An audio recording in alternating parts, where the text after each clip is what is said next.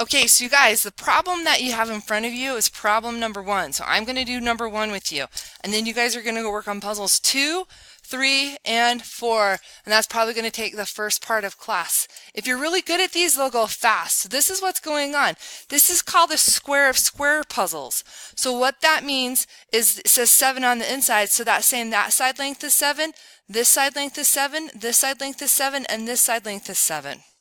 So you need to go get the unknowns for all the other sides. But what's interesting, this is a 1, so that side length's a 1, a 1, a 1, and a 1. So here's the thing. 7 plus 1 is 8, so that side length's an 8. So this inside of that puzzle is an 8. So I've got 7s, and then this, so I have this. So 7 plus 1, because those two added together will give me this one. So then I think to myself, these two right there, those two added together are 15, so this side length has to be 15. And so I know that that side length right there is 15. So I've got that one up there. So I look, do I have any other information? So here's an 8 and a 1.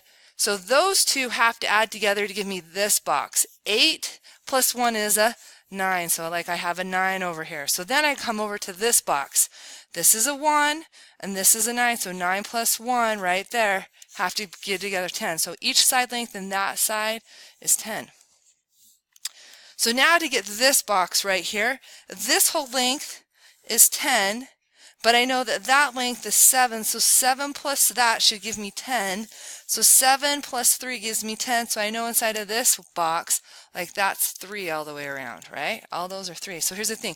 3 plus 10 is 13, so this box is 13. So here's the thing. This is 13 and 3. 3 plus 13 is 16, right? So this is number 1. So that's how you do it. You got to work through your puzzles.